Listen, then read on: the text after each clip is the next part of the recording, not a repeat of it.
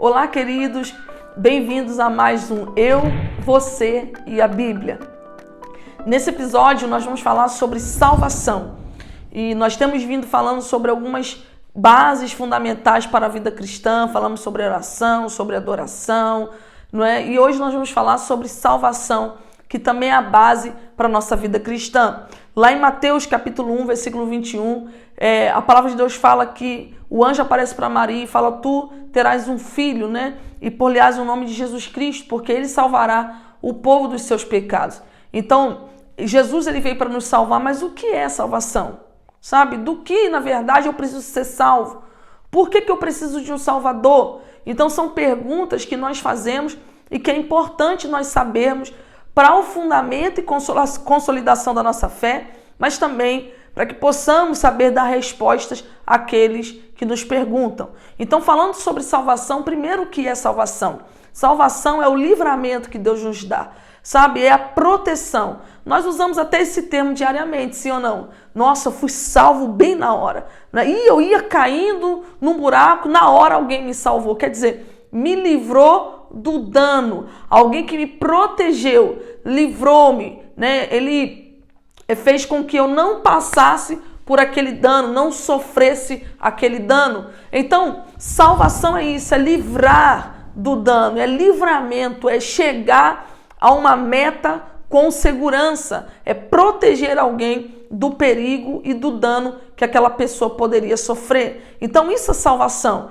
Mas se você me perguntar, pastora, qual é o dano que eu ia sofrer? O porquê, né? Do que eu preciso, na verdade, ser salvo? Então nós vamos compreender o plano de salvação que foi traçado por Deus, começando nesse episódio. Então, por que eu preciso ser salvo? Na verdade, qual é a sentença? Do que eu preciso ser salvo? Então, lá em Levíticos, capítulo 11, versículo 44, né, nós vamos ver o Senhor falando para o seu povo: olha, sede santo porque eu sou santo, sede perfeito porque eu sou perfeito. Nós vemos isso em Mateus 5,48, Deuteronômio capítulo 18, versículo 13, o Senhor chamando o povo a uma santidade. Por quê? Porque Ele é santo, Ele é perfeito. Então, primeiro, para nos relacionarmos com Deus, nós devemos ser santos e perfeitos. Sabe, nós devemos ser santos e perfeitos. Por isso que ele fala: sede perfeito, porque eu sou perfeito.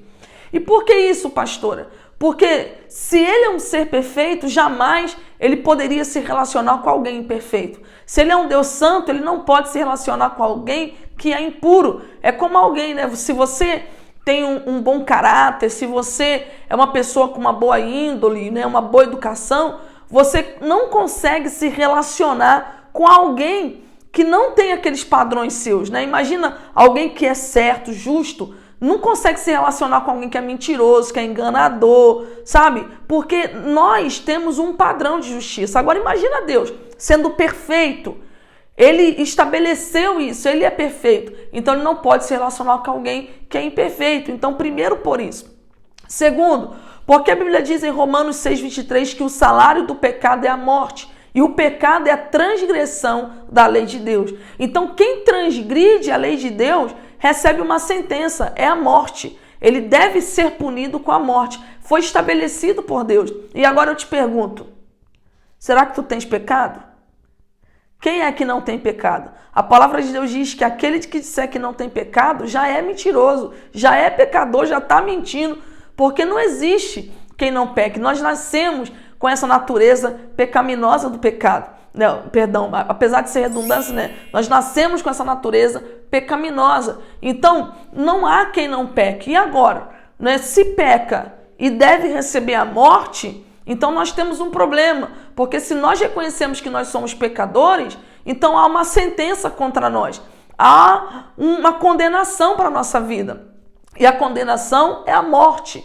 E é a separação, que é a separação eterna de Deus. Então, essa consequência, essa condenação é por causa do pecado que Deus estabeleceu que quem pecasse deveria morrer. Então, se nós reconhecemos que nós somos pecadores, então existe uma sentença sobre nós. Nós devemos morrer. E aí cria-se um problema. Do que eu preciso ser salvo agora? Eu preciso ser salvo dessa sentença, porque realmente eu sou pecador e Deus, sendo justo, Ele não pode fingir que nada aconteceu. Ele não pode fingir que eu não pequei. Imagina alguém cometer um crime, né, contra um amigo seu e chega diante do juiz e ele fala: poxa, juiz, foi mal, foi sem querer, né? Eu não queria ter feito isso. E o juiz absolve ele. Nós vamos chamar esse juiz de quê? De justo ou de injusto? Certamente chamaremos esse juiz de injusto. Então, se Deus fingisse que nada estava acontecendo conosco, sendo nós pecadores, ele também seria injusto. E Deus não é injusto,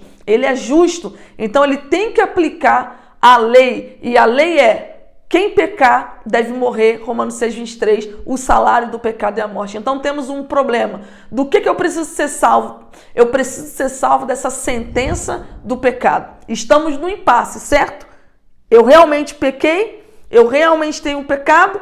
E agora, como me livrar dessa sentença? Então, do que eu preciso ser salvo? Eu preciso ser salvo dessa sentença e desse juízo de Deus justo, que é justo, é legítimo, mas eu não tenho como me livrar sozinho dessa sentença. No próximo episódio, nós vamos dar continuidade, que o problema não para aí. E nós vamos descobrir o que Deus fez para nos livrar, né, dessa condenação, tá bom? Então até o próximo. Eu, você e a Bíblia. Deus abençoe muitíssimamente. Compartilha esse vídeo.